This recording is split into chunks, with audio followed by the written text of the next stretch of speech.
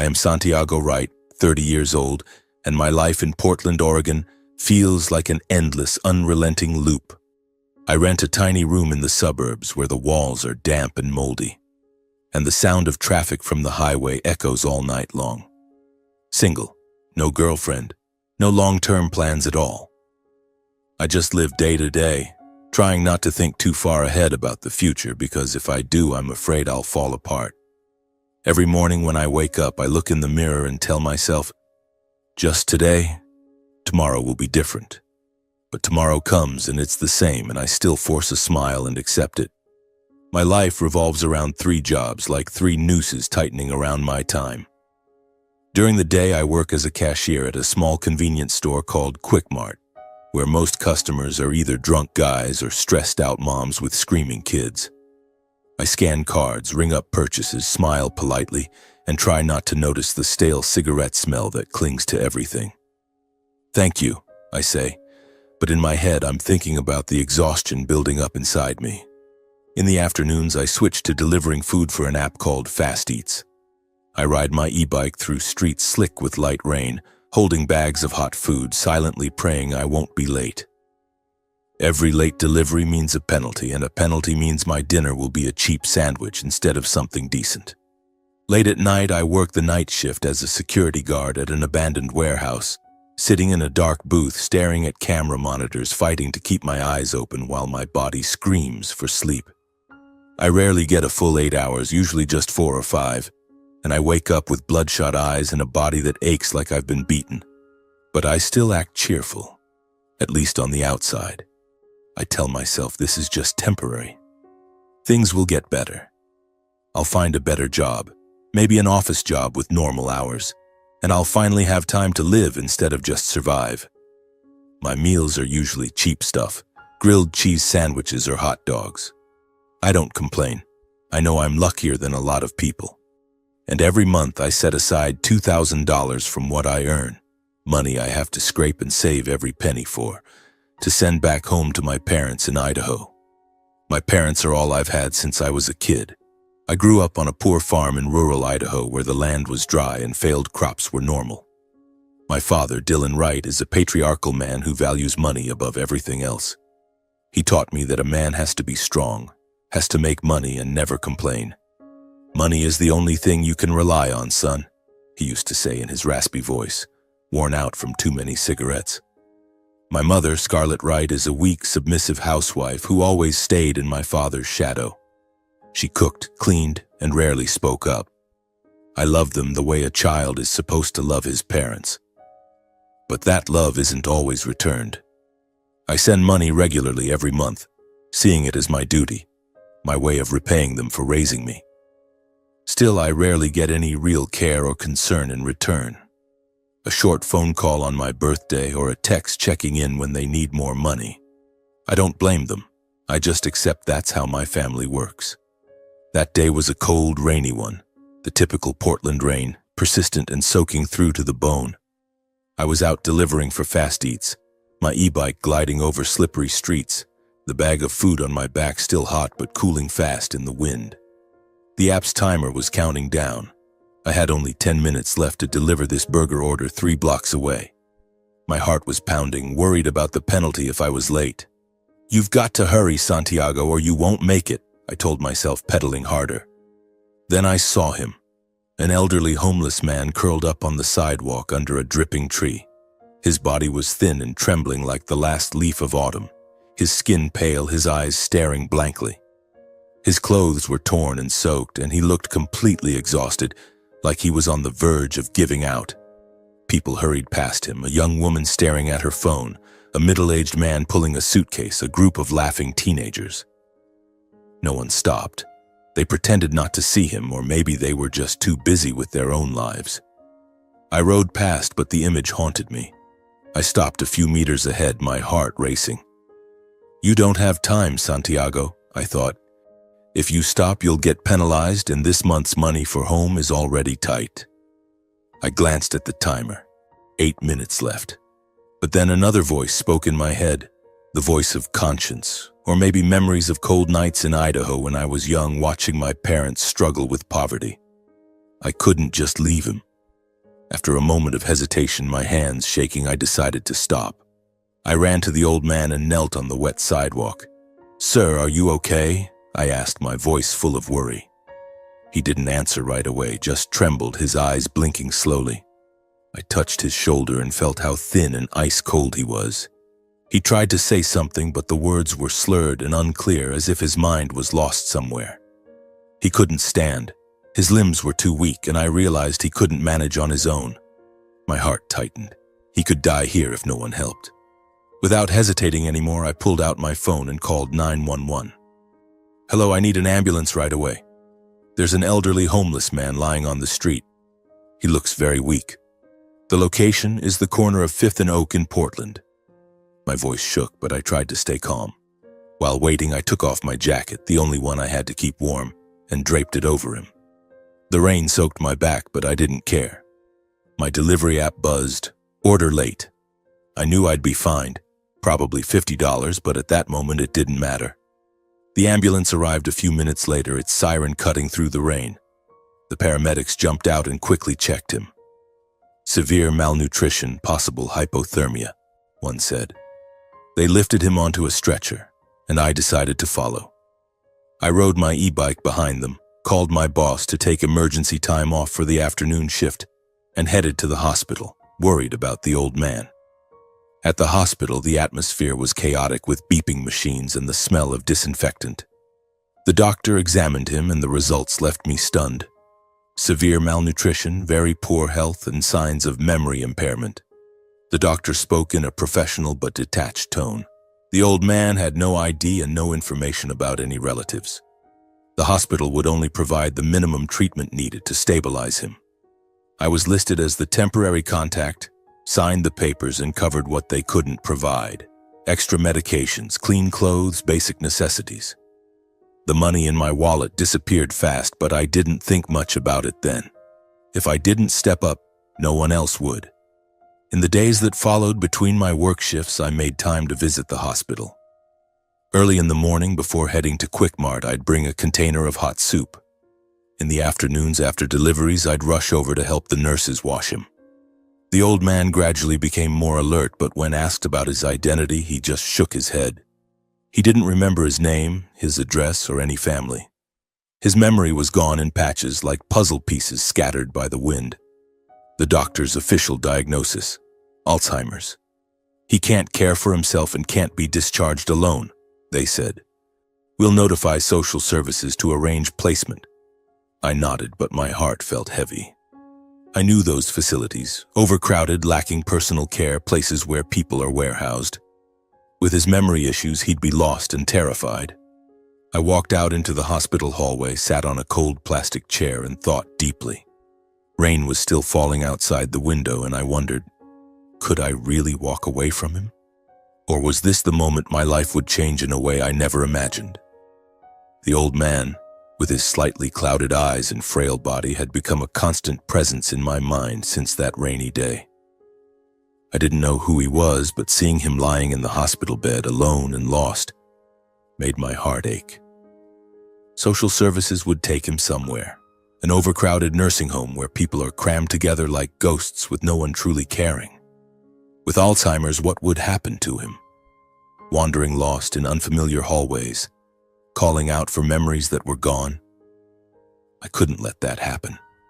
But taking him home? I was a 30-year-old guy with 3 jobs, a cramped rented room, and the burden of sending money to my parents. It was a crazy decision. Or was it the only right one? In the days that followed, the thought haunted me relentlessly. During the day at Quick-Mart, I scanned items for customers while my mind wandered, nearly miscalculating change a few times. In the afternoons delivering food, I pedaled through wet streets, cold winds slapping my face, and the image of the old man curled up on the sidewalk kept flashing back. At night on security duty, sitting in the dark booth, I stared at the camera monitors but saw his face reflected in the shadows. "You can't take care of anyone, Santiago," I told myself. "You can barely take care of yourself." But then another voice emerged, the voice of compassion, or perhaps the loneliness I'd buried for years. I'd lived alone for so long, that room was as cold as a tomb, Maybe, just maybe, bringing him home would bring a bit of warmth into my life. Or would it destroy everything? I lay awake at night, weighing the pros and cons, worrying about money, time, and responsibility. What if he got sicker? What if I couldn't handle it? But abandoning him? No, I couldn't. After 4 days of wrestling with myself, I made the decision. My heart pounding like a war drum, I returned to the hospital in the late afternoon after my delivery shift. The hospital atmosphere was the same. Disinfectant smell, beeping machines, tired faces. I found the doctor, my voice trembling. I want to take him home. I'll take care of him. The doctor looked at me, eyes full of doubt. Are you sure? This isn't a joke. He needs constant care and you'll have to sign temporary responsibility papers. I nodded even though I was filled with uncertainty. They handed me a stack of forms, voluntary commitments, legal responsibilities, warnings about Alzheimer's. My hands shook as I signed, the ink smudging on the paper. This is your decision, I thought, and there's no turning back now. When it was done, a nurse led me to the old man's room. He was sitting on the bed, staring blankly out the window. Sir, I'm going to take you to my home, I said gently. He didn't react much, just nodded vaguely. My heart felt heavy but also a little relieved, as if an invisible burden had been lifted. The day he was discharged was a gray morning with persistent light rain. I asked to leave my quick mart shift early, telling my boss it was a family emergency. He grumbled, "This is the last time, Santiago. You've been taking too many days off." I nodded, worried about the deducted pay, but I had no regrets. I arrived at the hospital by bus, carrying a bag with light snacks and clean clothes. The nurse helped him get dressed, and I wheeled him out. He was weak, walking slowly, leaning on my arm. "Careful, sir," I said softly, as if speaking to myself. We took a taxi, a luxury I rarely allowed myself, and headed to my small rented room in the Portland suburbs. The room, with its damp walls and old furniture, suddenly felt even more cramped. I opened the door, the musty smell hitting me, and my heart raced. "This is my home, sir. It's not fancy, but it's warm." I cleaned up immediately, pushing the table and chairs to one side of the tiny living room and laying an old mattress on the floor for him. "You can sleep here for now. I'll buy a bed later," I said, even though I had no idea where the money would come from. He sat down, looking around with lost eyes, saying nothing. The first few days were hell. He was still very weak, moving like a ghost, needing to hold onto walls to take a few steps. Early in the morning before work, I helped him bathe, warm water from the old shower, cheap soap, and wiped him down like a son caring for an aging father.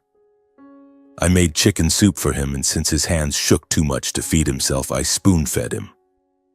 My heart tightened every time he coughed, fearing he'd get seriously ill again. Between shifts, I worried constantly. Was he okay? Did he remember how to use the bathroom? I called home a few times, hearing him mumble something vague, and breathed a sigh of relief. When I got back at night, exhausted, I still sat with him, rambling about my day so he wouldn't feel alone. Gradually, after about 2 weeks, his health improved miraculously. He walked more normally without trembling, and his appetite returned noticeably. Simple meals, bread, eggs, cheap vegetables. He ate heartily, his eyes brighter. Once he whispered thank you, and I smiled, feeling an unfamiliar warmth in my heart. But his memory. It didn't improve at all. He still didn't remember his name, his past, or why he'd been living on the streets.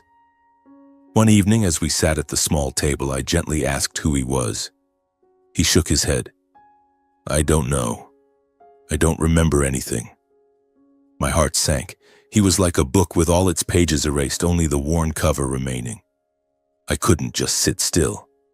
I tried to find information about him, calling homeless support centers, posting notices on community boards, even going back to the hospital to check records. "No leads," the nurse said regretfully. "He might have been wandering for months, even years." I searched online, posting in missing persons groups, but got no responses. Each disappointment left me restless as I returned home and saw him sitting there. Did he have family? Were they looking for him? With no other options, I let him stay. "You can stay here with me, sir," I said, and he nodded as if it were the most natural thing. My life gradually changed in ways I hadn't expected. The rented room, once silent and cold, now had another presence, a quiet but warm figure.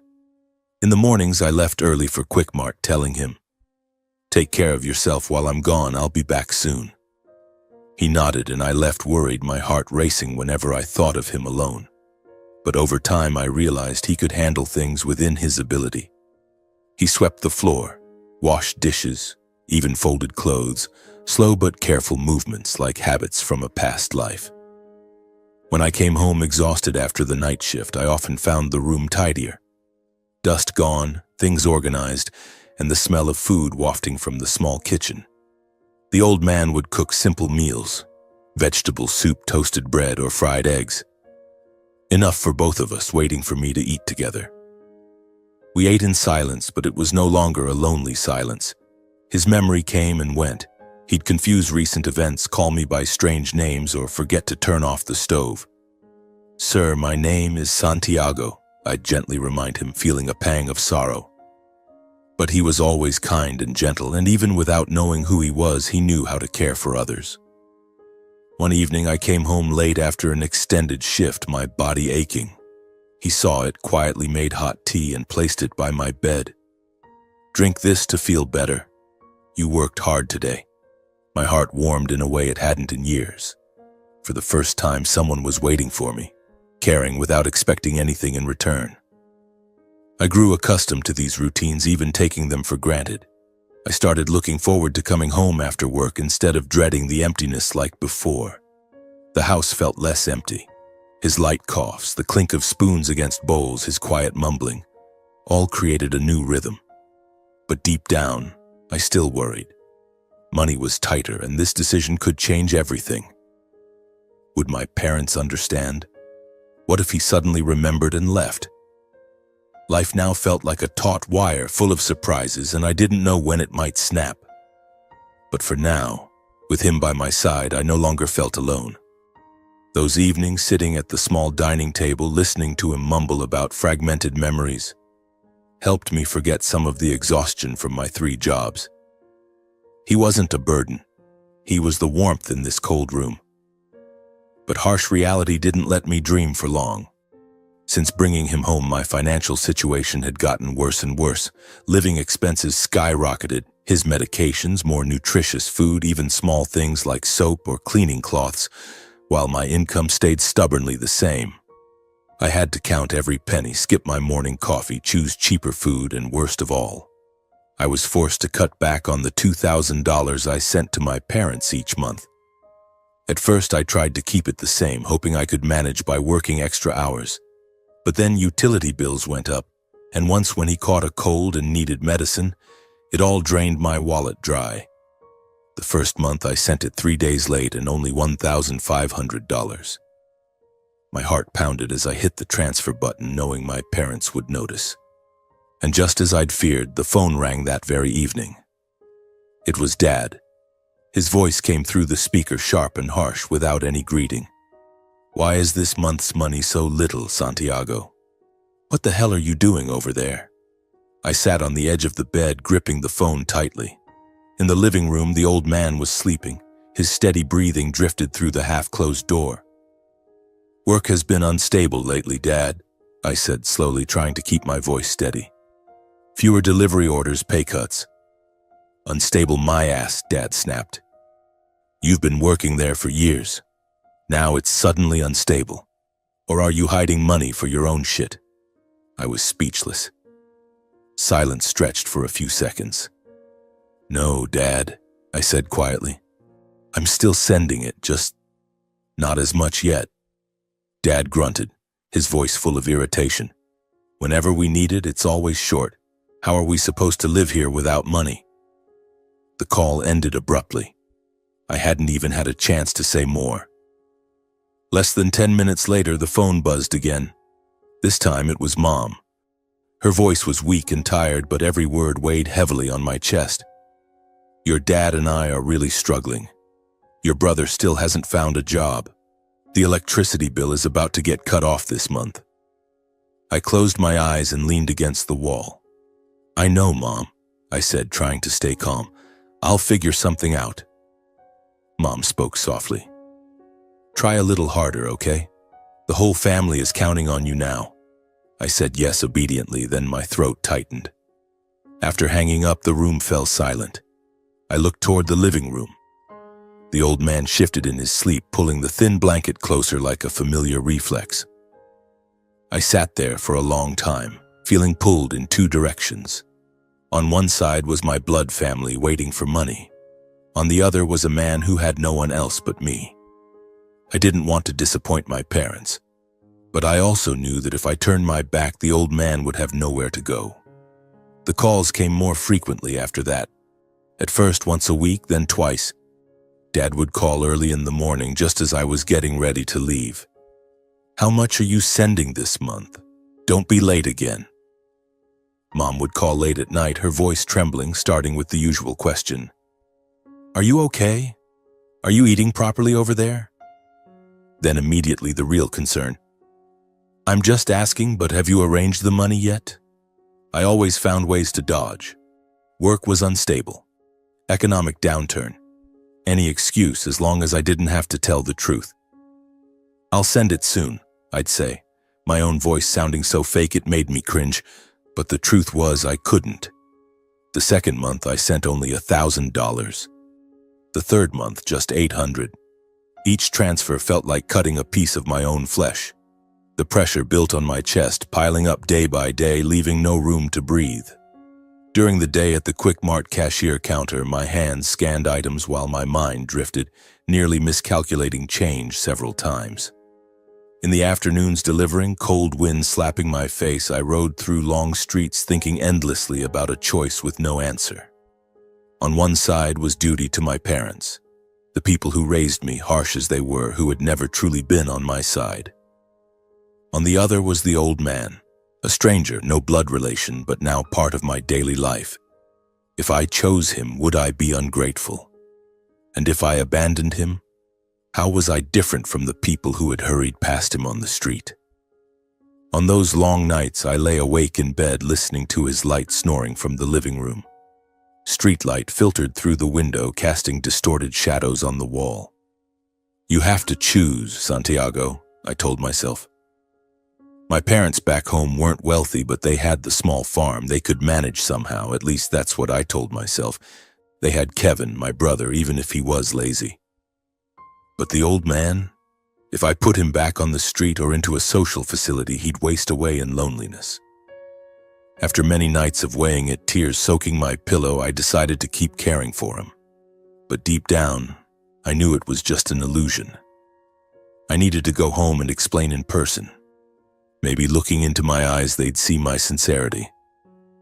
I arranged my jobs, took 3 days off from Quick Mart and the night shift, promising my bosses I'd make up the hours later. I rented a cheap car because the bus would take too long and drove to Idaho without telling them. I wanted the surprise, wanted to see their real reaction. The journey home was endless, 8 hours driving through rainy highways. The scenery grew familiar. Dry fields, old wooden houses, the smell of damp earth after rain. When I arrived at the house, the small farmhouse with its patchy roof, front yard overgrown with weeds, my heart pounded. I parked in the yard, stepped out, and took a deep breath of the familiar hometown air. The door opened, and right away I saw Kevin sitting on the porch, cigarette between his fingers, slouched and lazy as ever. He was 25, unemployed for over half a year, living entirely off our parents without a shred of guilt. "What are you doing here?" Kevin asked, voice sarcastic, not bothering to stand or even say hello. I walked inside. The familiar smell of toasted bread and coffee hit me. Dad was sitting at the kitchen table reading an old newspaper, Mom washing dishes. They looked up, surprised. "Santiago? Why the sudden visit?" But the surprise quickly turned to irritation. Dad frowned. Mom wiped her hands on her apron, eyes worried. No hug, no smile. Instead, Dad asked right away, "So where's this month's money? Why haven't you sent it?" I froze, my heart squeezed tight. I'd come home after months away, exhausted from the drive, and the first words were about money. I came to visit, I said, voice shaking. But I have something to tell you. Under that pressure, I knew I couldn't hide it anymore. We sat around the kitchen table. The yellow light made the room feel even more stifling. Kevin leaned back in his chair, arms crossed, a mocking smirk on his lips. I took a deep breath, spoke slowly, trying to stay calm. I told them about that cold, rainy day, the old man curled up on the sidewalk, my decision to stop, call emergency services, the days in the hospital. I told them about bringing him home, every meal, every night I came back from work to find the kitchen light still on. He has Alzheimer's, I said, my voice starting to tremble. He doesn't remember who he is, has no one. I couldn't leave him out there freezing. Dad narrowed his eyes at me, tapping his fingers on the table. I swallowed and continued, this time looking straight at him. Living costs have gone up a lot. So starting next month, I'll have to temporarily stop supporting the family until I stabilize my finances. The kitchen fell silent for a few brief seconds. Then Dad slammed his hand on the table. "What did you just say?" he roared. "You're using money to feed a stranger and then come here to cut off your own parents? That money belongs to the family," he went on, voice growing louder. "You're such an idiot, always meddling in other people's business, wasting your hard work on some nobody while your parents here are scraping by on the little you send." I stiffened, hadn't even opened my mouth when Mom cut in, voice high and sharp. "You're really ungrateful. We're old now, can't work anymore. Don't you think about us? We raised you all these years just for you to turn your back now?" Kevin chuckled softly, leaning back. "You like playing the hero, huh? Saving a homeless old man to feel noble?" He looked me up and down. "If you've got so much free time, why not save your own family first?" The words came fast and relentless, no gaps, like knife cuts straight into my chest. I opened my mouth to say something, but my throat choked up. Every explanation felt meaningless. I suddenly realized this wasn't just an outburst. It was contempt that had been there for a long time, just waiting for a chance to surface. In their eyes, all my efforts and sacrifices had never been valued. I wasn't a son. I was just a steady source of money. Dad stared at me, his voice turning ice cold, each word heavy as stone. "If you keep supporting that old man, then as of today, I no longer have a son like you. Choose." No one in the room said another word. I sat there, numb, realizing some boundaries once crossed have no way back. I chose silence. No arguing, no explaining. What good were words when their hearts were already closed? I stood up, legs heavy as lead, and left the house quietly. Kevin sneered behind me, Mom sobbed softly, Dad turned away. Outside, rain began to fall, soaking my clothes. I drove back to Portland carrying a heaviness and a hurt I couldn't share with anyone. The road stretched endlessly, and for the first time I wondered, what is family if it's not a place to come home to? My hands gripped the steering wheel tightly, eyes fixed on the pitch-black highway. Headlights casting faint streaks of light on the wet road surface. Rain pattered on the windshield like a relentless drumbeat in my head. At first, my mind was blank, an endless void. But then old memories gradually flooded back, pulling me against the current of time, making my heart tighten in waves. From a young age, I'd had to fend for myself. Those summers in Idaho, when I was 8, I'd wake up at dawn to feed the chickens and help with the harvest in the garden. Meanwhile, Kevin, my brother 5 years younger, would just ride his bike around the neighborhood with friends, and no one made him come home on time. "You're the older one. You need to help your parents," Dad would say sternly. I wasn't allowed to ask for anything. No new toys, no snacks, nothing. Every time I opened my mouth, Mom would shake her head, her voice weak. "Let your brother have it. He's still little." I always had to yield, put Kevin first. Like on my 10th birthday, I dreamed of an old bicycle to ride to school, but Dad said there was no money. Then the next week, Kevin got a new ball because he was feeling down. I swallowed my tears, telling myself I had to be strong, had to be the pillar. But deep down, I felt the unfairness, like a smoldering wound that never healed. School was the same. I always tried hard to get good grades so my parents would be proud, but they took it for granted. "Of course you can do that," Dad said when I brought home a report card full of A's, his tone as casual as talking about the weather. No praise, no reward. But with Kevin, when he got bad grades or skipped homework, they'd make excuses. "He's still young. Don't push him too hard," Mom would say, stroking Kevin's head while I sat in the corner, studying alone until late at night. Sooner than other kids, I had to work odd jobs to help the family. At 13, I was already working on the neighbor's farm, mowing lawns, picking fruit, and scorching greenhouses, my back aching. The money I earned, I handed it all to Dad, keeping just a few dollars for school supplies. Meanwhile, Kevin was allowed to focus on himself, playing sports, hanging out with friends, shielded like a noble child in a poor household. "Your brother needs time to grow," Mom would say defensively. I didn't envy Kevin. I just wondered why his maturity was something to wait for while mine was treated as an obligation. Every time I made a mistake, breaking a plate or forgetting to feed the chickens, I immediately became the example for comparison. "You're grown now and still so clumsy? Look at your brother," Dad would yell, voice harsh, face red with anger.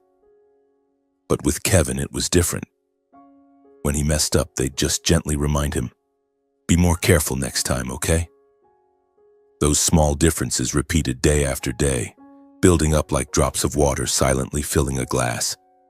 I recognized the unfairness early on, but I never dared speak up. I was afraid of being called selfish, afraid of being seen as the troublemaking child, and afraid that one word of protest would be enough to crack the family. When I grew up and left Idaho to work far away in Portland, my role in the family gradually shrank to almost nothing more than the person who sent money regularly each month. I remember the day I left, old suitcase packed with a few clothes. Dad just patted my shoulder. "Work hard and send money home." No words of good luck, no goodbye hug. Mom cried but quickly wiped her tears. "Remember to send the money early, son." From then on, my life was a loop. Work, save, transfer. $2,000 every month like an unnamed tax. But I knew full well that most of that money wasn't just for my parents' living expenses. More than once, just days after I sent the money, Kevin would post on social media, Facebook or Instagram, showing off new things, trendy clothes, the latest phone, or check-ins at bars with friends. "Weekend stress relief," he'd caption while I was breaking my back with 3 jobs in Portland. I never asked directly, afraid of making things tense, but I understood. My parents had grown used to taking my money to make up for my brother, for his mistakes, his laziness, his endless partying.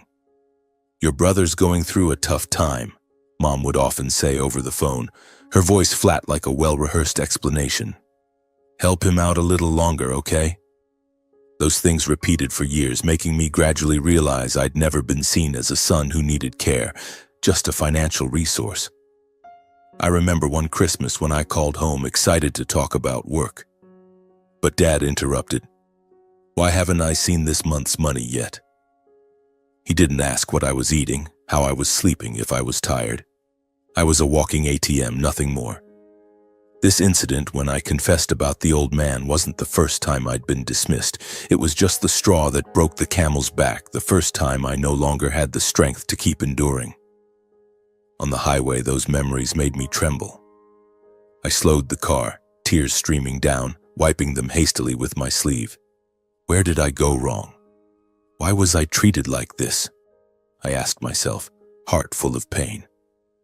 The rain fell harder, visibility blurred, and I nearly lost control of the wheel. Pulling over to the shoulder, I sat there gasping, feeling like the whole world was collapsing. As the car neared Portland, the emptiness and exhaustion inside me grew sharper. The city lights twinkled in the distance, but they brought no warmth. I was drained, body aching from 8 hours of driving, spirit shattered by those harsh words. When I finally reached my small rented room, I parked unsteadily, opened the door, and stepped inside, physically and emotionally spent. The door creaked, and instead of the usual musty smell, the aroma of food filled the air, warm canned bean soup. From the kitchen, I saw the old man diligently cooking, his movements slow but careful. He stirred the pot, hands trembling slightly but his eyes focused.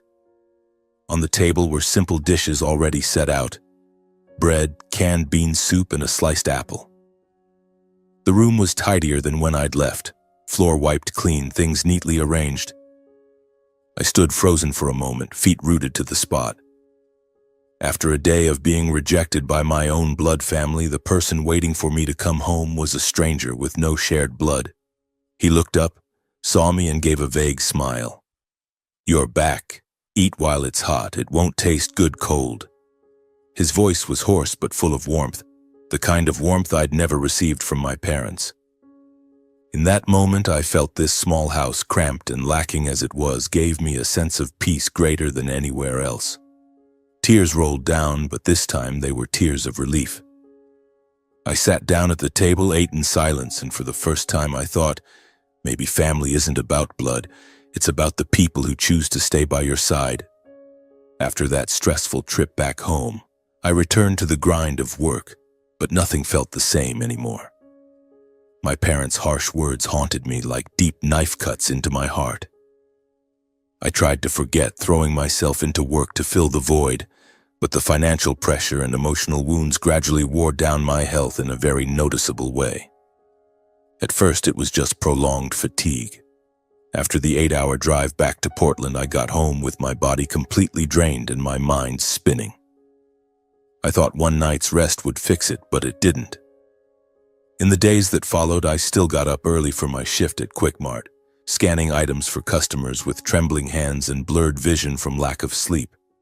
In the afternoons, delivering food, I pedaled through light rain, cold wind slapping my face, and dizziness started to hit me.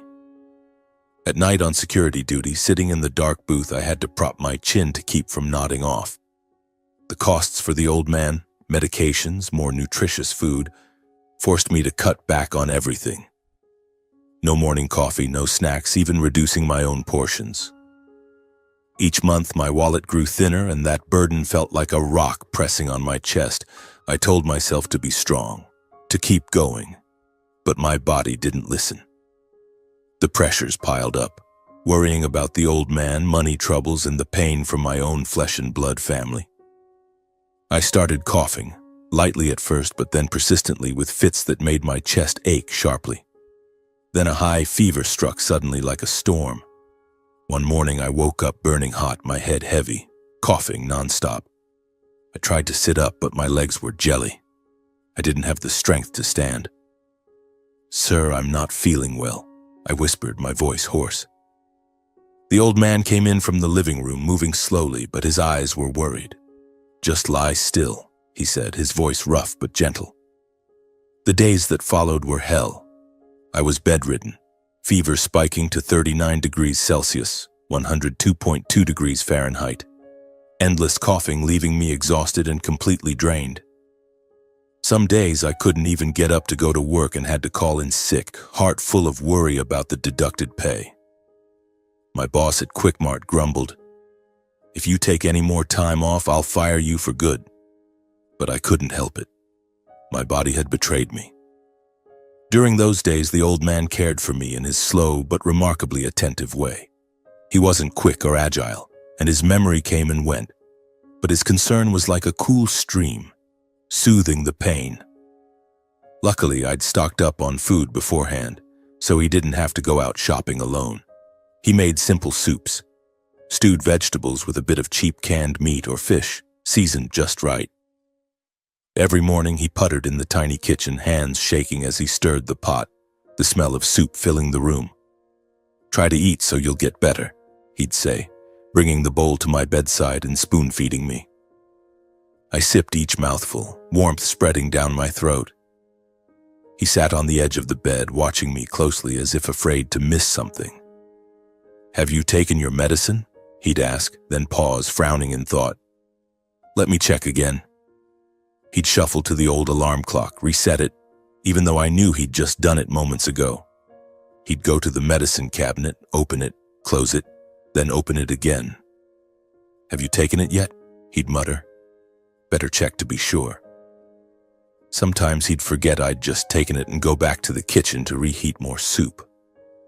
Sometimes he'd stand in the middle of the room looking around as if searching for something, then bend down to straighten an already neat blanket.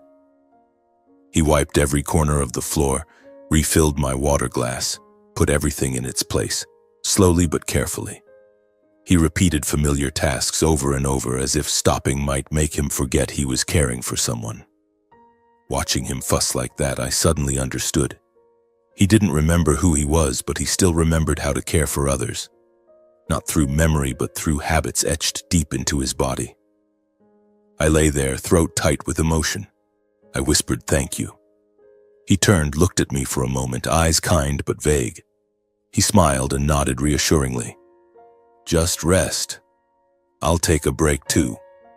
He didn't say who I was, but he stayed. While lying ill in the midst of feverish delirium, I texted my parents. Hands shaking as I held the phone, I typed, "I'm really sick. High fever and a bad cough. I'm struggling a lot."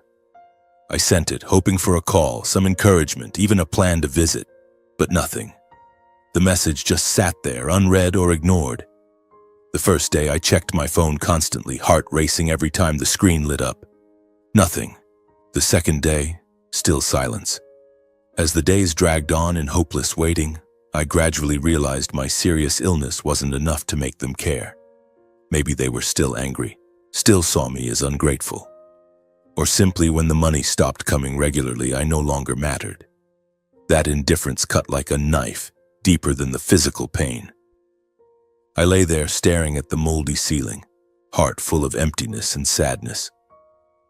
The contrast between the old man's devoted care, a stranger, and my parents' coldness hurt terribly. The person by my side when I was at my weakest wasn't my blood family.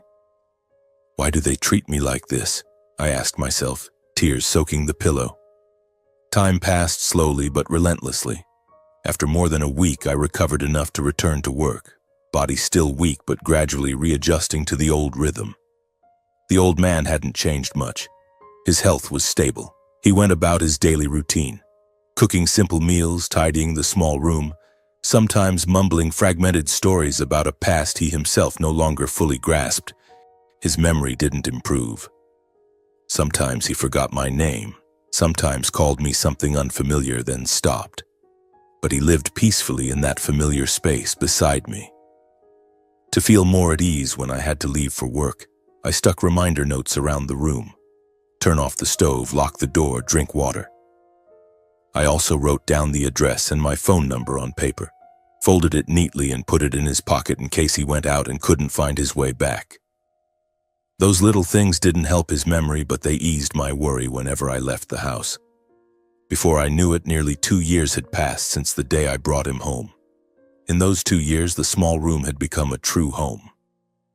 I still worked 3 jobs, still saved every penny, but with him there, everything felt more bearable. We had routines. Mornings I went to work, he stayed home. Evenings we ate together, chatted about nothing in particular. He'd talk about scattered memory fragments, a green garden, a big house, but nothing clear. I listened, curious but never pushing. During that time, my parents gradually reduced contact. The rare check-in calls stopped. Messages grew fewer, then almost completely silent. That year's birthday, no greetings. Christmas, no call. It was as if, once the regular money stopped, my presence in the family no longer mattered. I checked my phone. The last message from Mom was 3 months ago. "Have you sent money to your parents yet?" It stung, but I grew numb. I stopped calling, stopped texting. Maybe this was my way to freedom. But loneliness still crept in, especially late at night. Then one day, everything changed. It was a rare Sunday afternoon off. I was lying in bed scrolling news on my phone. The old man was napping in the living room, his light snoring echoing softly. I scrolled absent-mindedly past articles on current events, sports, then stopped at a missing person notice on a local website. Headline: "Family searching for Arthur Caldwell, missing for 8 years." I skimmed it, but the description, age around 70, memory impairment, missing for that long, caught my attention. My heart beat faster. Approximately 5 feet 9 inches, silver hair, blue eyes, suffers from Alzheimer's, wandered off and couldn't find his way home. I sat up, hands shaking as I scrolled to the photo. An old picture. A man in a neat suit smiling confidently, younger, but the face was eerily familiar. Square jaw, deep-set eyes, that vague smile. It was the old man living with me. I was stunned. The phone nearly slipped from my hand. I couldn't believe my eyes. I zoomed in to be sure. Though the man in the photo was younger, hair dark with some gray, the features were identical. The small scar on his right cheek, the wrinkles around his eyes. The missing person's name was Arthur Caldwell, head of a major financial dynasty. The article said the family had been searching for him for 8 years with no leads. He disappeared after a business trip and vanished. Large reward for information. I read it over and over, heart pounding like a drum. The thought that this simple man who cooked soup for me might be a powerful figure left me confused and cautious. He was a billionaire, owner of a financial empire. How had he ended up homeless in Portland? I glanced toward the living room where he slept peacefully, unaware. If this was true, both our lives would soon change in ways we couldn't avoid. Would I lose him? Or would my life be turned upside down? My mind was in turmoil, excitement mixed with fear. I realized that if what I'd just read was true, the lives of both of us could no longer continue as before. The quiet, simple existence we'd grown accustomed to might end, giving way to changes no one was prepared for. I didn't know what lay ahead, only that in this moment that fragile piece had begun to crack, even though I hadn't done anything to hold it together. I sat there, phone still clutched tightly in my hand, the screen glowing with the photo of Arthur Caldwell. My heart was pounding as if I'd just run a marathon, cold sweat breaking out along my spine. The old man, or Arthur, was napping in the living room, his light snoring, drifting softly, completely unaware of the storm raging in my mind. I turned off the screen, stood up, and paced the room, trying to calm myself. The face was identical, even though the photo was old. The man in it looked younger, more confident, in an elegant suit with a powerful smile. My old man only wore faded t-shirts and worn jeans, living simply like a homeless person who had found shelter. But if he was Arthur Caldwell, head of a financial empire, then what? What would I do? Inform his family? Or stay silent and let this life continue? The thought panicked me. I didn't rush to contact anyone. No, I needed time to cross-check everything, to be certain this wasn't an illusion or a mistake. In the days that followed, I spent every free moment digging deeper. During the day at Quickmart, I scanned items for customers while my mind wandered, just waiting for my shift to end so I could get home. In the afternoons delivering food, I pedaled faster, restless inside. At night on security duty, sitting in the dark booth, I used my phone to search for more public information about Arthur Caldwell. I typed his name into Google, scrolling through old articles, Wikipedia pages, and business profiles. The results left me stunned. Arthur Caldwell was indeed the head of a major financial dynasty, Caldwell Investments, with billions in assets and branches across the US and Europe. He was a legend in the business world, known for shrewd deals and a private personal life. His disappearance had made headlines years ago. In 2017, after a business trip to the Pacific Northwest, he vanished without a trace.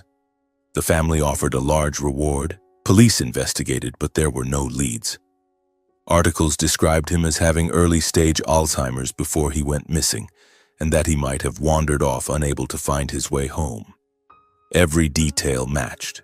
Age, height, identifying features, even the scar on his cheek. I read it over and over, heart racing wildly, feeling like I was in a Hollywood movie rather than my real life. He's real, I whispered, my mind in turmoil. But I still hesitated. If I contacted them, would he leave? Would I be alone again? I decided to talk to the old man first to see if there were any clues. One evening, after a simple dinner, vegetable soup and bread, We sat at the table, the yellow light casting long shadows on the wall. I took a deep breath, voice trembling. "Sir, do you know anyone named Arthur Caldwell?" He looked up, his slightly clouded eyes blinking slowly, and shook his head. "The name Arthur sounds familiar, but I don't remember." I swallowed hard and continued. "Do you remember anything about your family? A big house? Or someone named Emily?" He was silent for a moment, fingers tracing the table edge as if trying to pull memories from an abyss. "I remember a garden and children laughing. But it's not clear. Who am I? Do I have grandchildren?" His voice sounded lost, making my heart ache. In the end, he still didn't remember who he was or react to the name Arthur or any details. I forced a smile and changed the subject. "It's okay, sir, I was just asking randomly."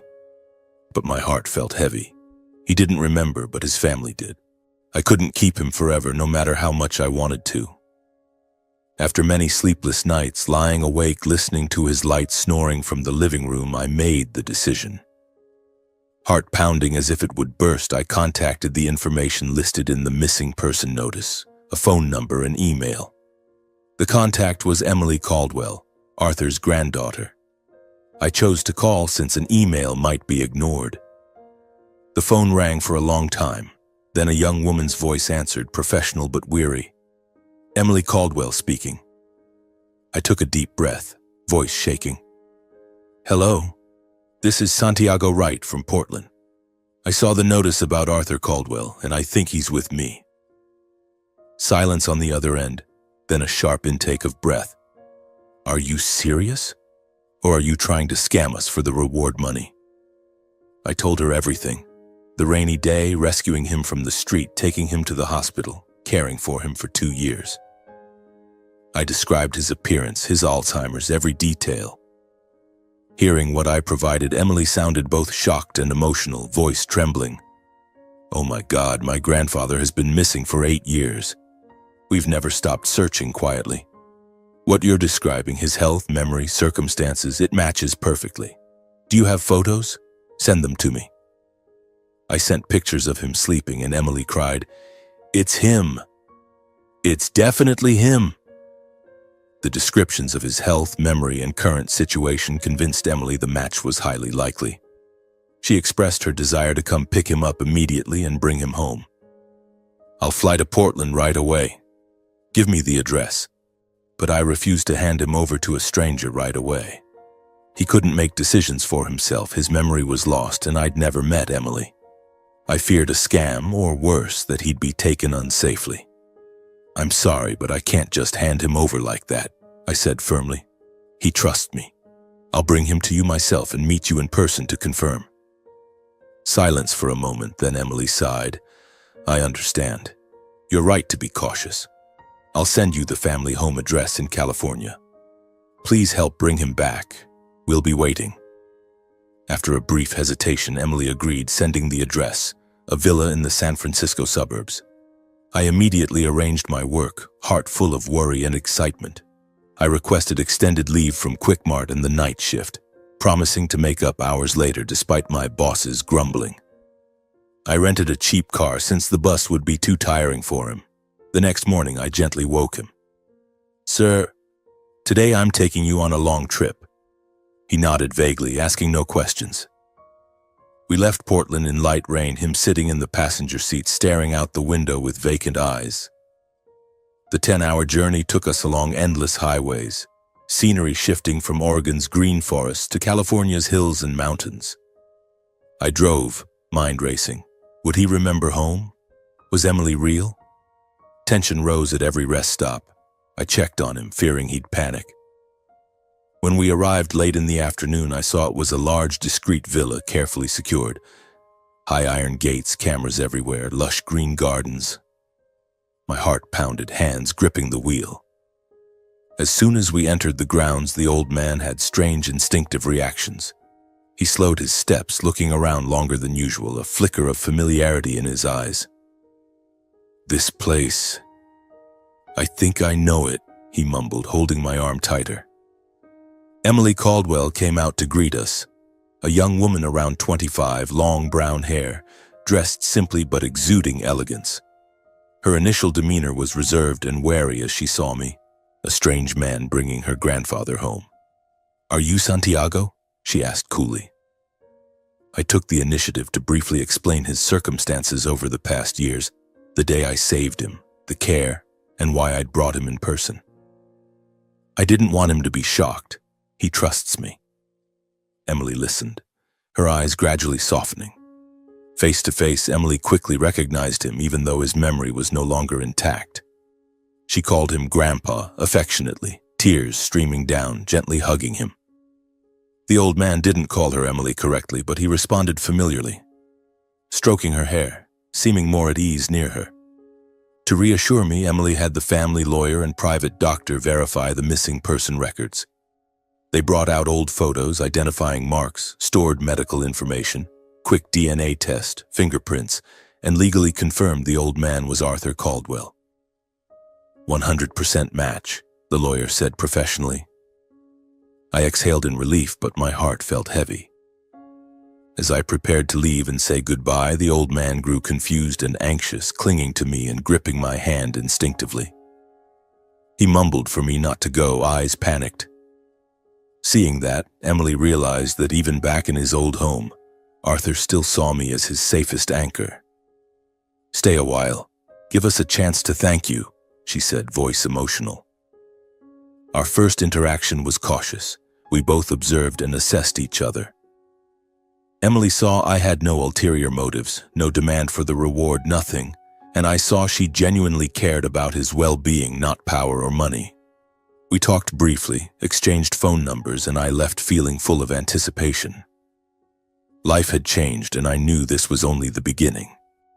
As I prepared to leave and say goodbye to the old man, now Arthur as I had to call him, a middle-aged man entered the house through the main door, moving hurriedly but trying to maintain an air of authority.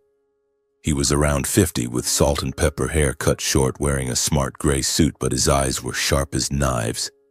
Emily introduced him immediately, her voice slightly tense. "This is Richard Caldwell, my grandfather's eldest son. He's been running the family empire all these years while Grandpa was missing." Richard stopped in his tracks, looking at Arthur, his father, with an expression I would never forget. In that moment, he froze for a second, panic flashing clearly across his face, almost too raw to hide. His eyes widened, lips pressed tight, as if he were seeing a ghost rather than his long-lost father returning. My heart beat faster. Something was wrong here, not the joyful reunion I had expected. After just a few seconds, Richard quickly regained his composure, forcing a stiff smile, but his gaze shifted to me with obvious wariness, as if I were an intruder. He called his father's name loudly, voice artificially warm, and stepped forward to hug Arthur awkwardly. The old man, Arthur, only nodded vaguely with no strong reaction. Then Richard turned to me, tone icy. "Who are you? Why would an outsider bring my father back without going through the family?" I swallowed hard, trying to stay calm, and explained briefly. "I'm Santiago Wright, the one who's been caring for him for the past 2 years in Portland. I found him on the street, saved him, and now brought him here because Emily contacted me." Richard frowned, eyes scrutinizing me as if calculating. When he learned Emily had been the one to contact me and agreed to let me bring him personally, his attitude changed completely. He turned to Emily, voice sharp. "Emily, what have you done? Why did you handle something this important on your own, without informing me or the family? You've let everything spiral out of control." The atmosphere in the room suddenly grew tense, like a string about to snap. Emily tried to stay calm, face flushed but voice firm. "I only prioritized Grandpa's safety and well-being. Santiago saved him and cared for him for 2 years. I didn't want any risks." Richard shook his head, voice louder.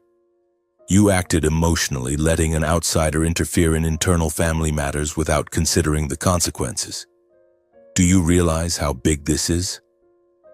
I stood there, filled with unease, realizing Richard's reaction wasn't about the care Arthur had received, the 2 years of wandering, illness, loneliness, but solely about why this return hadn't been under his control.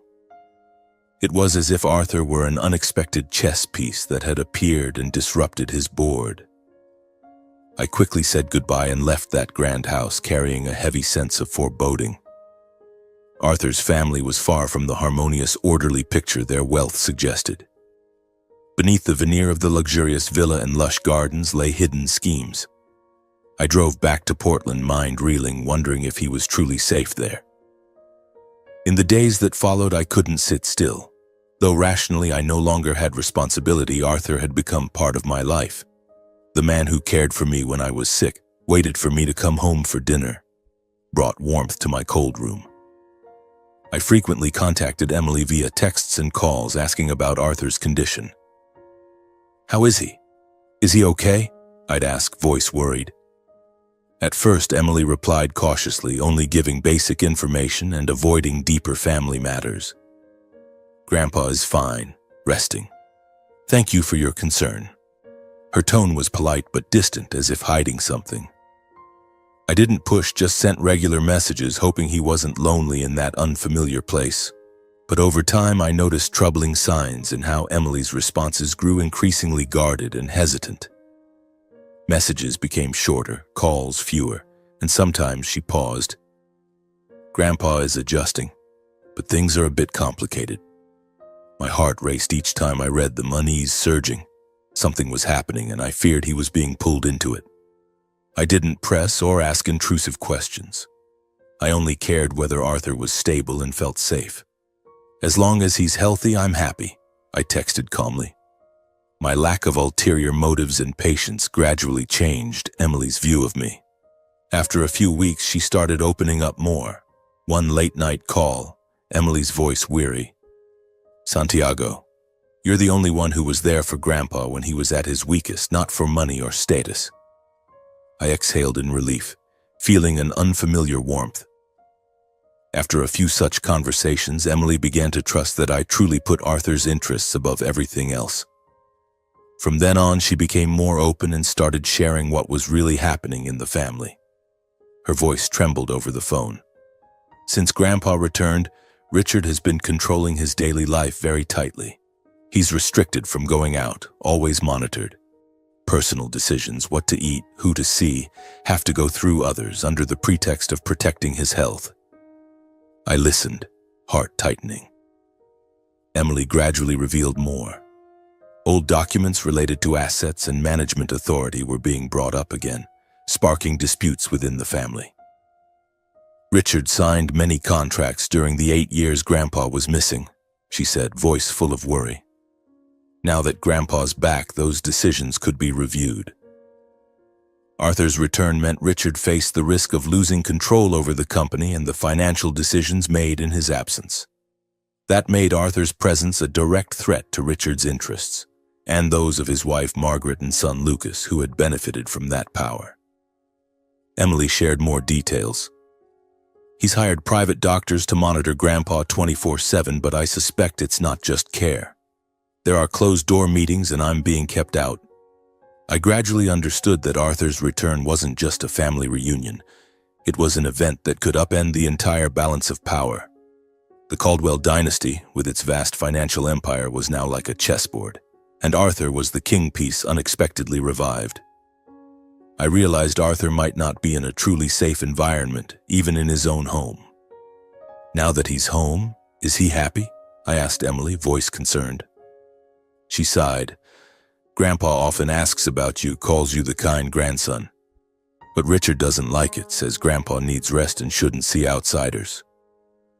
That unease made it impossible for me to fully step away, even though I no longer had direct responsibility.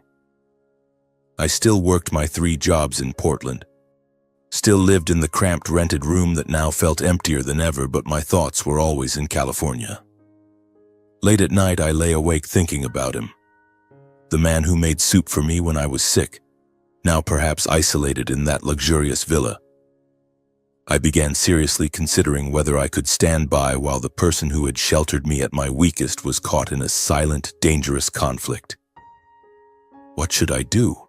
I asked myself, heart pounding. Anticipation surged every time Emily texted, fearing bad news. The reunion wasn't the rosy picture I'd imagined. It was full of shadows, and I knew I was about to be drawn in.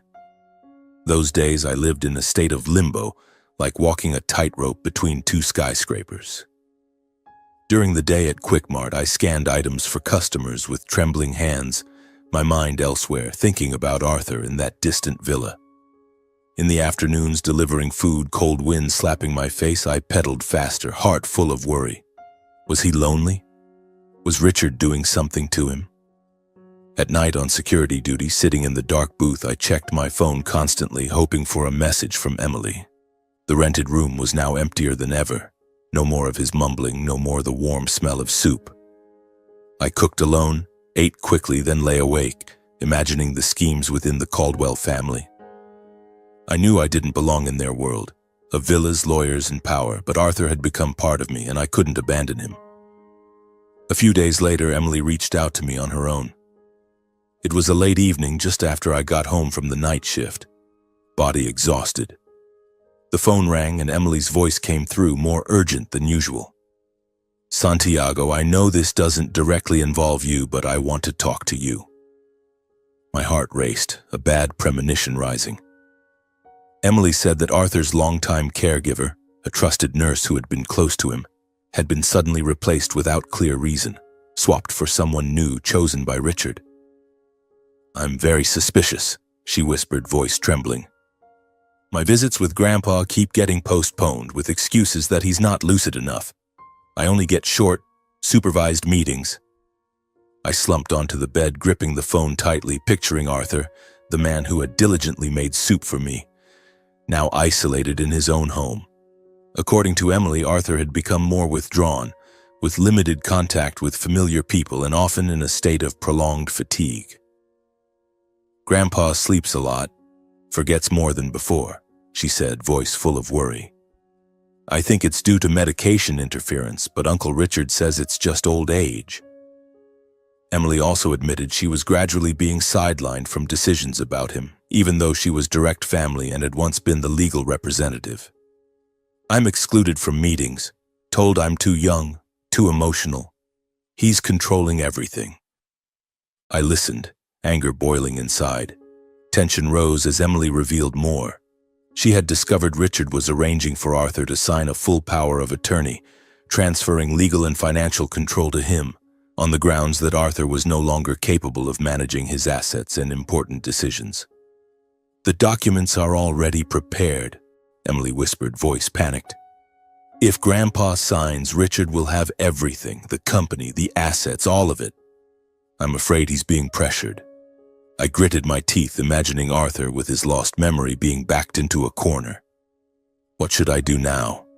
"I want your advice," Emily asked, voice desperate. I comforted her. "Keep watching closely. I'm here, ready to help." But inside I was uneasy, sensing a storm approaching. In the nights that followed, I lay awake, mind spinning with worst-case scenarios. Arthur isolated, forced to sign, stripped of all autonomy. I wasn't a lawyer, wasn't wealthy, but I knew I had to protect him.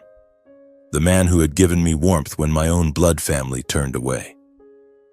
One afternoon, everything exploded. I was out delivering in Portland, sweating under weak sunlight, when my phone rang insistently.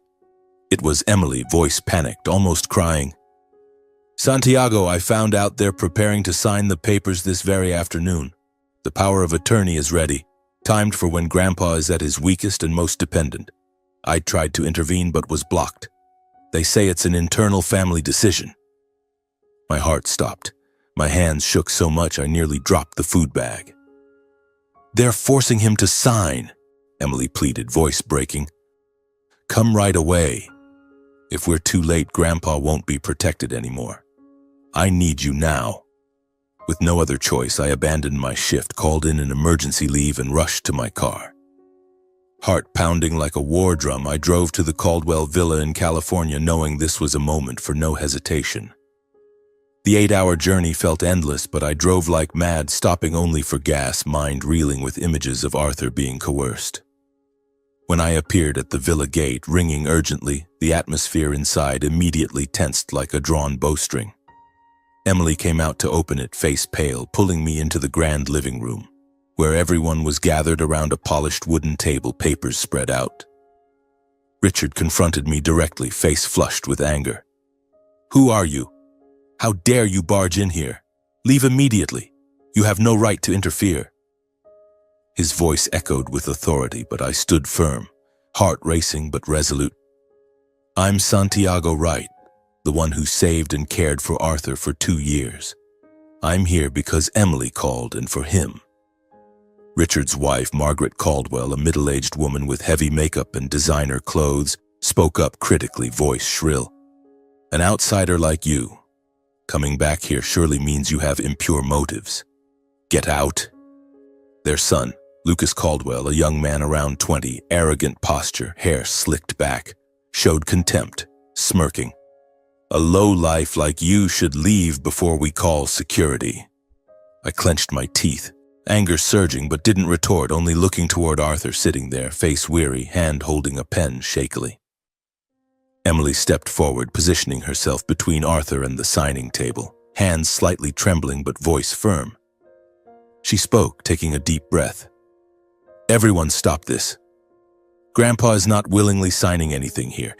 He's been isolated, his daily life controlled, even his medication. What you're calling protection is actually coercion." She turned to each person, continuing without hesitation. "I have plenty of evidence. Medical records withheld, my request to visit unreasonably delayed, and the sudden caregiver change right before today's signing. This is no coincidence." The room heated up instantly.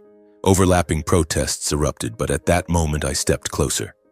Arthur looked up, his gaze lingering on me longer than usual. His hand slowly released the pen, fingers trembling. He mumbled, voice weak but clear. "You're the good one." He shook his head, pushing the pen away as if it scared him. "I don't want to sign," he said, eyes full of confusion. "I don't understand this. Don't force me to sign." That shift made the room explode. Richard stepped forward, voice harsh. "He's no longer lucid enough to know what he's saying. Everyone can see that clearly." Margaret immediately chimed in, voice cold and sharp. "This is internal Caldwell family business. Outsiders have no right to interfere or disrupt." Lucas crossed his arms, giving a sneer, glancing at me. "It's obvious. This guy has been psychologically influencing him all along. Stop pretending innocence." Arthur shrank back in his chair, trembling hand clutching mine like an anchor. Emily immediately advanced, standing fully in front of him, voice now more resolute than ever. "No one has the right to continue this procedure," she said loudly. "My grandfather is not consenting, and his reaction clearly shows he's confused and scared." She looked straight at Richard, unflinching. In this state, any signature would be invalid. Then Emily continued, each word falling heavily in the vast room. "What's happening here is elder abuse, and I won't let it continue." The room fell into a tense silence. No one dared push that pen forward again. In the presence of those there, the family lawyer, nurses, and us, Arthur chose to leave with Emily and me. He held my hand tighter, walking slowly but determinedly, despite fierce protests from Richard's side. "Stop! This is betrayal!" Richard roared, face purple with rage. Margaret wailed dramatically. "Emily, you're destroying the family!" Lucas cursed. "Traitors!" We escorted Arthur out of the villa, rushing to the car in pouring rain, my heart pounding as if it would burst. Afterward, Emily quickly arranged for Arthur to move to a different home, a smaller, more discreet and independent villa in the suburbs, away from Richard's control. We arrived there late at night. Arthur was tired but more at ease with me beside him. "Thank you for coming to help me and Grandpa," Emily whispered. I realized that from this moment I wasn't just protecting one person. I had stepped fully into a power struggle of a family I had never belonged to. Sitting in the new house, watching Emily arrange things, I felt full of anticipation and fear. Richard wouldn't stop. This was only the beginning of the storm. But seeing Arthur sleep peacefully, I knew I had chosen right. This fight wasn't for me, it was for him, the man who had taught me true kindness. After the chaotic incident at the Caldwell Villa, I decided to stay at the new house with Arthur. It was a smaller, more discreet villa in the San Francisco suburbs, with lush green gardens and high fences isolated from the noisy world. Emily had rented it through a private real estate company to avoid Richard's prying eyes. I arranged my affairs in Portland, requesting extended leave, accepting the risk of losing my jobs if necessary, and moved there temporarily. "Please stay and help care for Grandpa," Emily said gratefully. I nodded, heart full of worry but resolute. I continued caring for him as before, maintaining familiar routines to help him gradually stabilize mentally. Early in the morning, I'd get up to make hot tea and spoon-feed him simple beef stew soup, just like in Portland. He was still weak, his memory lost, but accustomed to my presence. "My good grandson," he'd mumble, holding my hand as we sat by the window overlooking the garden. Those moments warmed my heart, but also reminded me that he was in the midst of a storm. I cleaned the rooms, helped him bathe, and told random stories about rainy days in Portland to prevent him from panicking in the new environment. He smiled vaguely, a familiar spark in his eyes, and I knew I was doing the right thing, keeping him from isolation. Emily visited often, driving from the city with fresh fruit and supplements. She monitored his health, checking blood pressure, consulting the private nurse, while talking to me about what was happening in the family. We sat in the small kitchen drinking black coffee, whispering so he wouldn't hear. "Richard is holding closed-door meetings with lawyers," Emily said, face pale. "They won't let this go."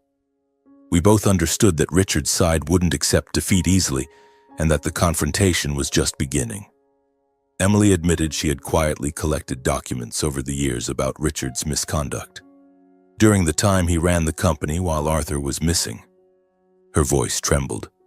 "I've suspected it for a long time but didn't dare act." The documents included shady financial decisions, transferring millions to offshore accounts, shifting benefits to shell companies managed by Margaret and Lucas, and signing documents on Arthur's behalf beyond his authority. Richard signed contracts selling shares without real authorization, Emily whispered, showing me photos of documents on her phone. My heart raced, tension rising as I grasped the scale. This wasn't a small family dispute. It was billions in fraud.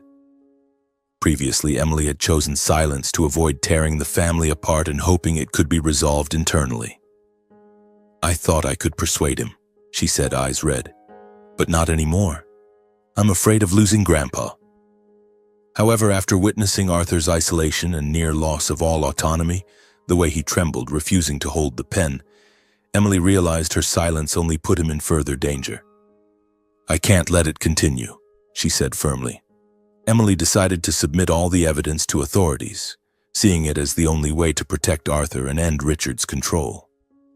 I supported her as she prepared the files, photocopying documents, writing detailed reports, heart full of tension. "Will they believe it?" I asked, hands shaking as I held the stack of papers. Emily nodded. "Yes, because it's the truth."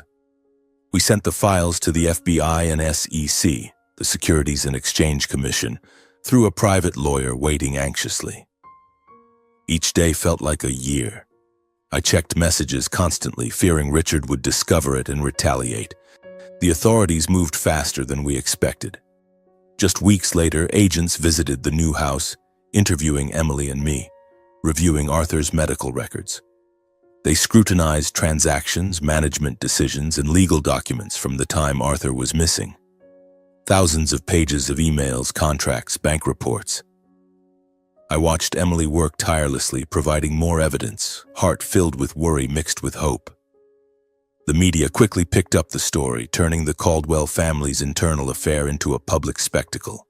Headlines blared, "Missing billionaire returns, exposing internal fraud."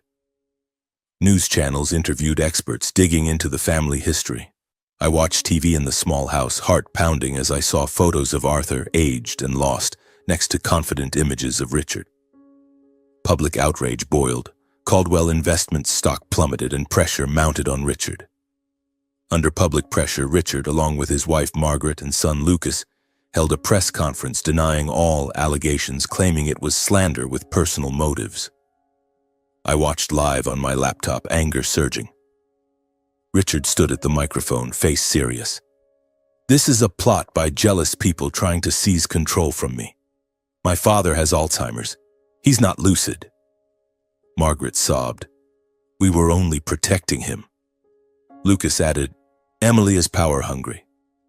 Meanwhile, Richard's side spread smears portraying Emily as a power grabber and implying I was exploiting Arthur's condition for gain.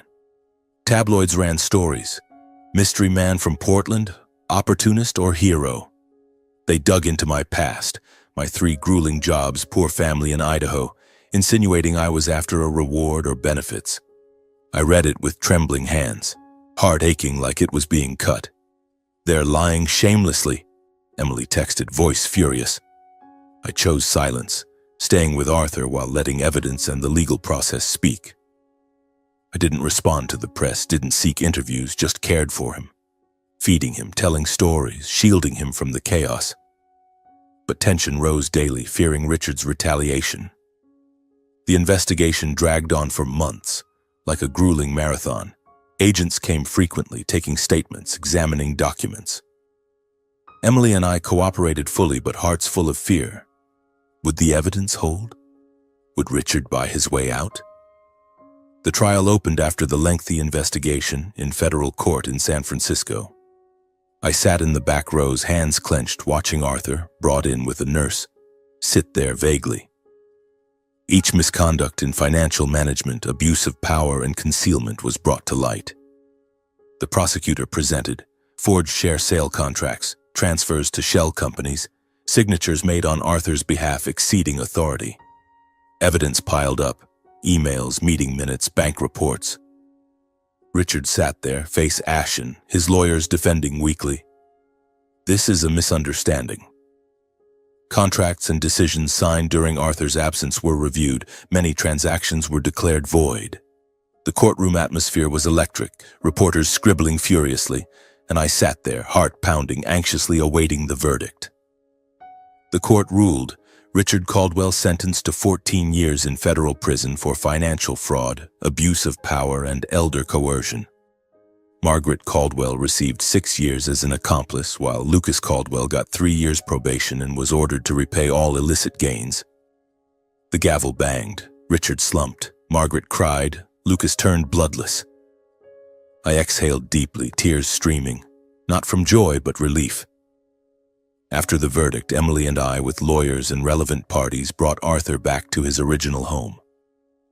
The grand villa was now more peaceful, free of Richard's presence. Control of the family empire was restored according to Arthur's original intent, ending the long power struggle. Emily took temporary charge, supported by the board. I realized this fight hadn't brought victory to anyone individually. It simply restored Arthur's right to live and decide his own life.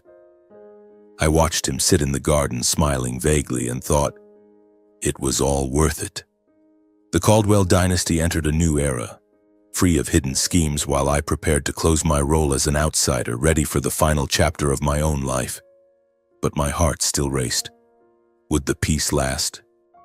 After everything in the Caldwell family gradually stabilized, Richard and his family imprisoned, invalid contracts voided, the company restructured under Emily's oversight, life began to return to a more normal rhythm.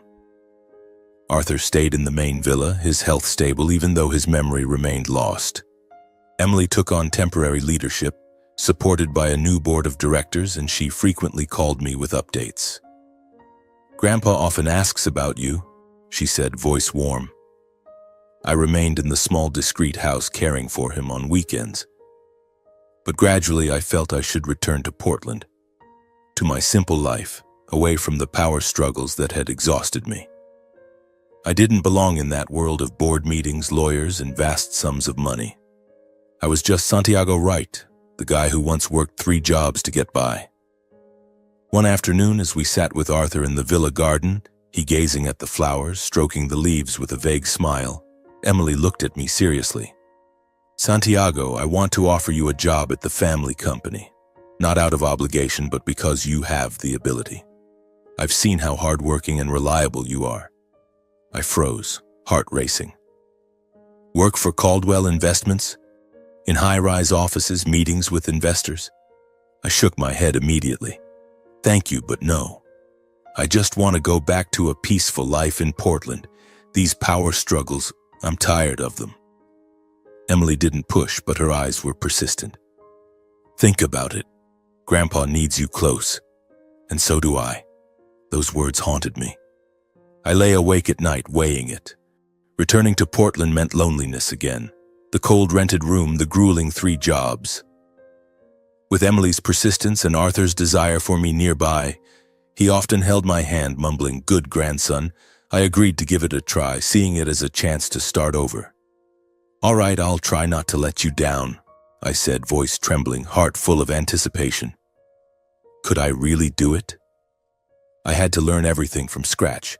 The complex operations, tracking investments, market analysis, to managing people and business principles I'd never encountered before.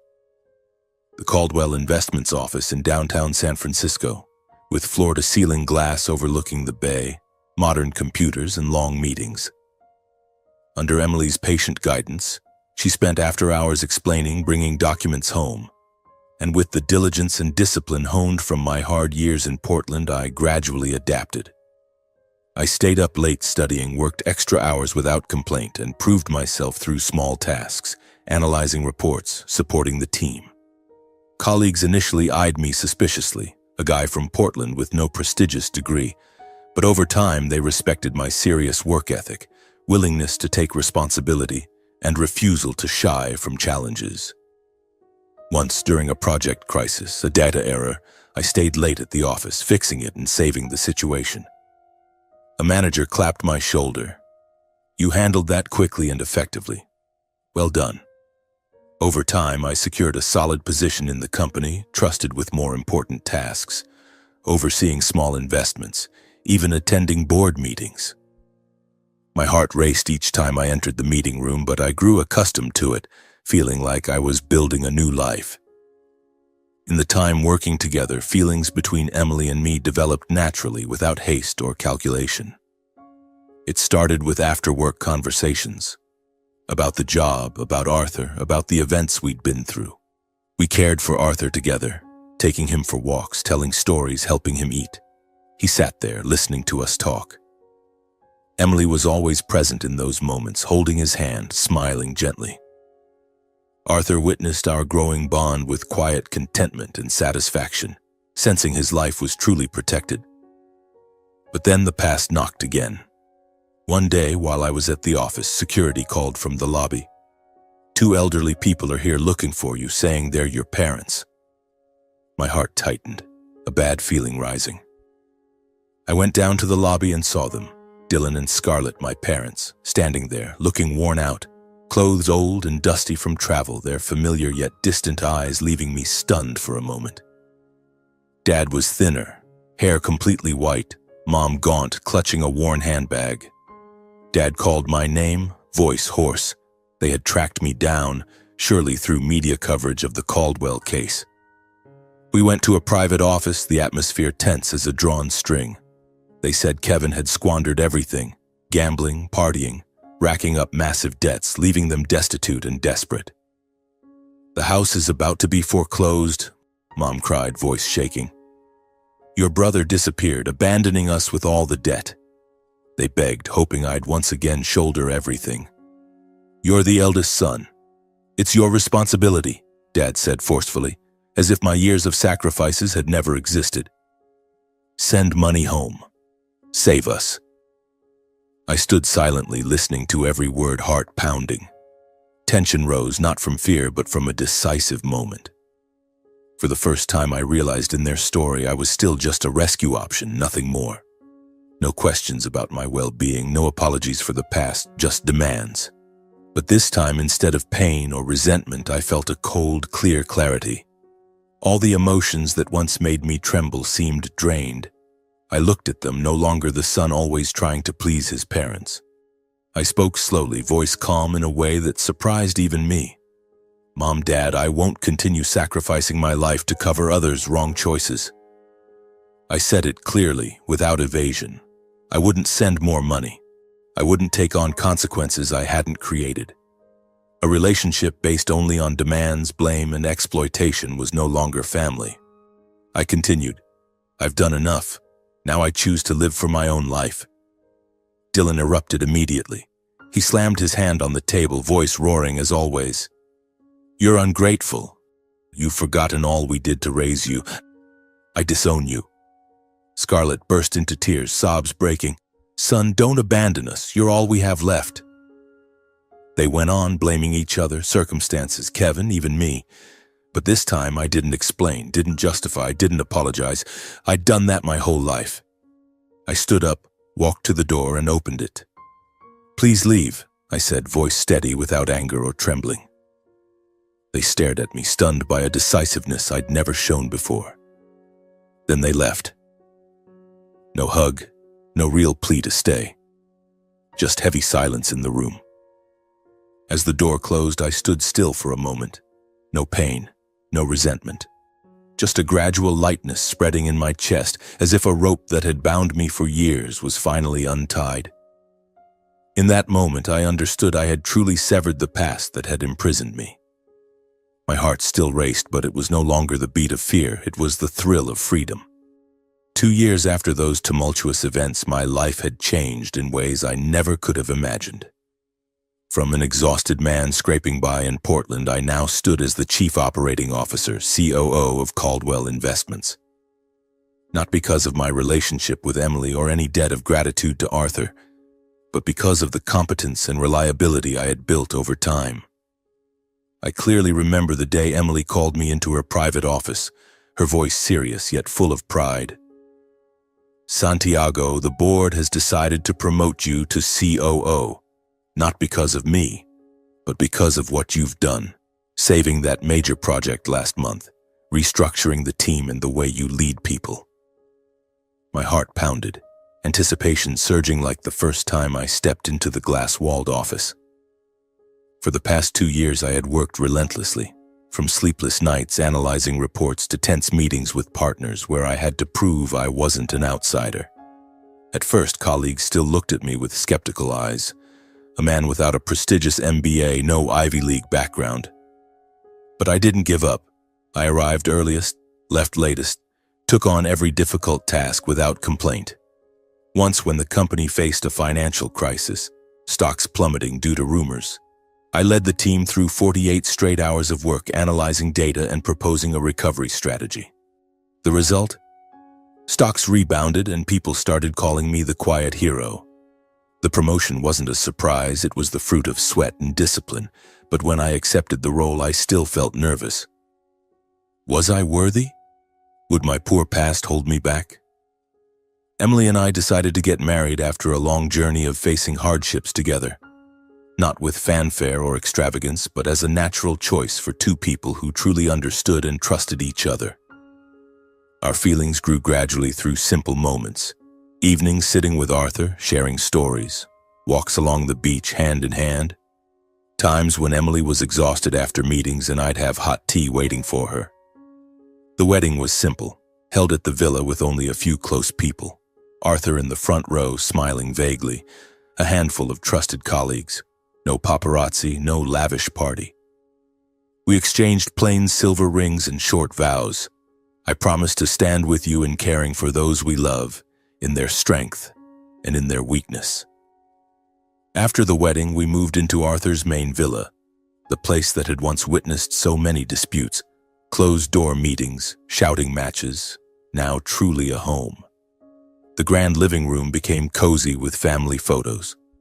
The lush garden was where we strolled every morning. I felt nervous stepping into that house for the first time as a husband. Could I do it well? But seeing Emily smile and Arthur at peace, I knew this was home. Emily and I cared for Arthur together every day, maintaining familiar routines so he could spend his remaining years in tranquility. We woke early, made the vegetable soup he liked, took him for garden walks, and told casual stories about his vague past. He still forgot a lot, but he recognized us, and those moments were full of warmth. Emily was busy with the company, but always made time for her grandfather. "Grandpa, shall I tell you a fairy tale today?" I helped, bathing him, giving him medicine, and my heart raced with joy seeing him healthier, smiling more. Those days were peaceful, though not without small dramas. Once he wandered off in the garden, my heart tightened as I searched for him in the rain, filled with fear. But I found him sitting calmly by the koi pond, and we hugged and laughed. Emily gave birth to a healthy, beautiful baby girl, whom we named Clara, meaning bright and peaceful. The pregnancy was full of anticipation. Nights when Emily had morning sickness and I stayed up rubbing her back. Ultrasound appointments where my heart raced hearing the baby's heartbeat. On the day of birth, I was by her side in the hospital, gripping her hand tightly, as nervous as when confronting Richard. Clara arrived crying loudly, pink-skinned with big round eyes like Emily's. We held our daughter, tears streaming. "Our beloved girl, welcome to our world," Emily whispered. There were touching scenes of Arthur on the swing, Clara on his lap, him mumbling a lullaby vaguely, stroking her hair. Those moments were deeply moving. He, with his lost memories, found joy in his great-grandchild. I watched them, heart warm but nervous, thinking about the future. Would Clara grow up in peace? One quiet afternoon, Santiago stood silently watching Arthur play with Clara in the garden, suddenly recalling the path he had traveled, from a man worn out by burdens to having a true family. Golden afternoon sunlight filtered through the leaves. Clara giggled as Arthur chased her. I stood by the window, heart racing with emotion. Memories flooded back. The rainy day I saved him on the street, the decision to bring him home, the tense legal battle, and now a home filled with laughter. I realized that kindness isn't always rewarded immediately, but it always leads to relationships truly worth having. Thinking about that journey, I felt a thrill of realization. If I hadn't stopped that rainy day, I'd still be alone in Portland. I understood that family isn't a place that binds people with obligation or blood. Family is where we choose to stay, where we are respected and protected at our most vulnerable. Some share blood but turn away. Others, strangers, become our anchors in the darkest days. What matters isn't where we were born, but who is willing to hold our hand when everything gets hard. My story ends with a simple lesson I paid dearly to learn. Live kindly, but don't lose yourself. Be willing to help others, but also know how to protect your own values and boundaries. Only then does kindness not become a burden and life truly belong to us.